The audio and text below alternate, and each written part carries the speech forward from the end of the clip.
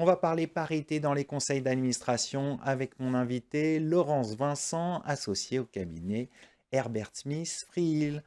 Laurence, bonjour. Bonjour Arnaud. Alors on va parler d'un sujet dont on parle beaucoup ces dernières années, parité dans les conseils d'administration des entreprises. Et on en reparle de nouveau parce qu'il y a une ordonnance qui vient d'être publiée.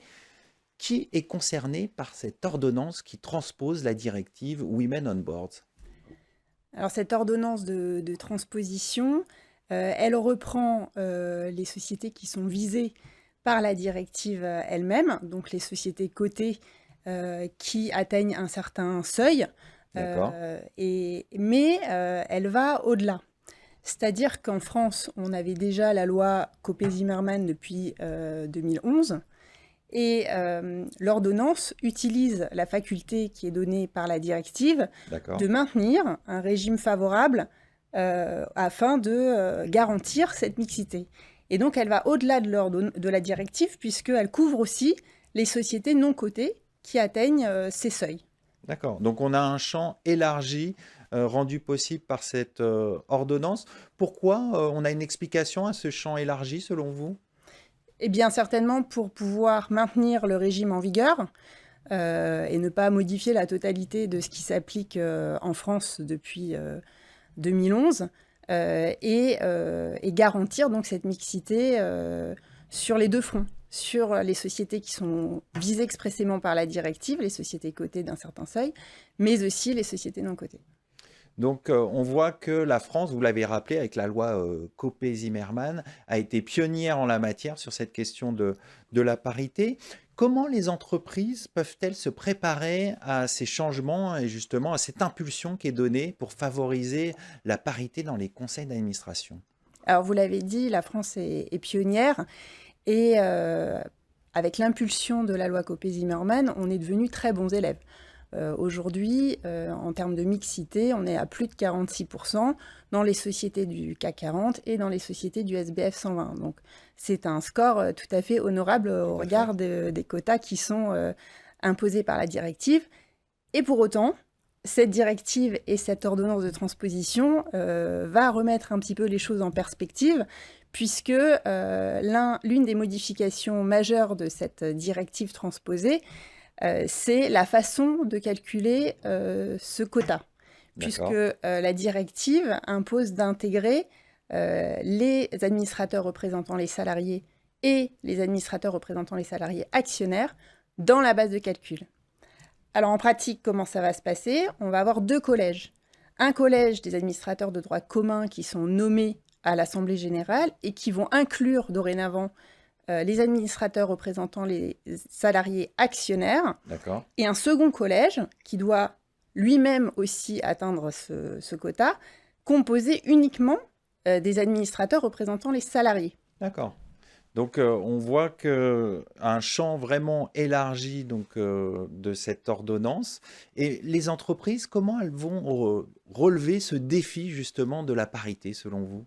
Alors ça va pas être évident parce qu'on a l'impression d'être bon élève et en même temps les règles du jeu changent. Change, tout à fait. Et on est en attente du décret d'application de cette ordonnance qui est en cours de revue par la chancellerie et D'accord. sur lesquelles on porte beaucoup d'espoir parce que l'ordonnance ne dit pas tout et elle ne dit pas non plus quelles sont les modalités finalement d'application de ces calculs de quotas au regard D'accord. de chacun de ces collèges. Et c'est pas évident de le mettre en place parce que les modalités de désignation des administrateurs représentant les salariés du deuxième collège sont différentes, leur sont propres. Donc le décret sera intéressant. Et en termes de délai de transposition, les sociétés visées par la directive, elles doivent être en conformité avec cette nouvelle réglementation à compter du 30 juin 2026. D'accord. Donc finalement, il va falloir faire une analyse au cas par cas, Bien sûr. regarder les statuts, voir s'il y a des modifications à faire lors des AG 2025 pour pouvoir être en mesure d'être en conformité au 30 juin 2026. D'accord. Et pour les sociétés qui ne sont pas visées par l'ordonnance, mais qui sont par la directive, pardon, mais qui sont rattrapées par l'ordonnance, elles ont jusqu'au 1er janvier 2027 pour se mettre en conformité. Donc, il y a le temps, mais pas tant que ça Pas en tant que ça, définitive. non. Donc, anticiper, ce que vous recommandez, c'est quand même anticiper justement ces changements? Exactement, c'est maintenant de faire l'analyse à la fois des textes à apparaître, le décret, et de la situation propre à l'entreprise, pour voir les changements à apporter dans les statuts, mais aussi au regard du plan de succession qui est prévu pour les administrateurs, pour pouvoir être en conformité au 30 juin 2026. Alors, un point important aussi, c'est la question des sanctions. On sait qu'il n'y a pas de règles sans sanctions, sinon ça ne s'applique pas. Alors, quelles sont les sanctions qui sont prévues? Alors, a priori, il n'y a pas de nouvelles sanctions qui proviendraient de l'ordonnance de transposition. D'accord. Donc, on est toujours sur les sanctions que l'on connaît. Donc, d'une part, la nullité des nominations lorsque la société n'est pas conforme et lorsque cette nomination ne vient pas régulariser la situation. D'accord.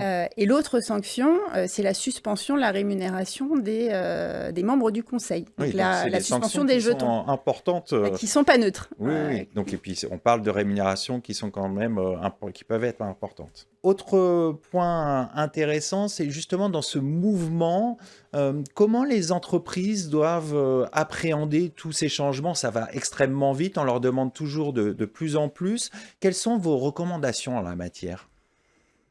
C'est compliqué, il faut anticiper la préparation des assemblées générales, l'assemblée 2025, l'assemblée 2026 qui interviendra avant le 30 juin 2026, et essayer d'anticiper pour être en mesure à la fois d'analyser les textes qui ne sont pas forcément simples et qui ne sont pas toujours complets, et les mettre en pratique en interne. Pour terminer, peut-être une vue d'ensemble de ce qui se passe en Europe. On a rappelé tous les deux que la France était pionnière en la matière. Est-ce que la France est toujours dans le peloton de tête sur ce sujet? À ma connaissance, oui. Mais encore une fois, on est sur le peloton de tête sur la base d'une réglementation Copé-Zimmermann qui va changer et dont les modalités Bien de sûr. calcul vont changer. Donc, il y aura un effort d'harmonisation européen. Et ça implique quand même, on pensait que la France serait épargnée et que notre pôle position nous permettrait de maintenir notre situation, mais il va falloir quand même revoir un petit peu tout ça. D'accord, soyons vigilants et proactifs sur cette question. Continuons de justement d'être pionniers sur ce sujet, d'être en avance. Pour finir, comment vous voyez l'évolution de cette question? Est-ce que demain, on parlera encore de cette question de la parité ou on va y arriver finalement? On a pu voir avec, nous, on a le bénéfice de l'expérience avec Copé-Zimmermann que force est de constater que ça fonctionne. Ça fonctionne et ça fonctionne plutôt bien, puisqu'on est au-delà du seuil de 40% sur la base du calcul actuel. Donc, il y a bon espoir de se dire qu'on y sera aussi. Mais aujourd'hui, les modalités pratiques sont encore un peu floues. On va conclure là-dessus. Merci Laurence Vincent d'être venue sur notre plateau. Merci. Je rappelle que vous êtes associée au sein du cabinet Herbert Smith Friel. Merci beaucoup. C'est le moment de se quitter. Merci pour votre fidélité. Restez curieux et informés. À très bientôt sur Be Smart for Change pour un nouveau numéro de Lex Inside.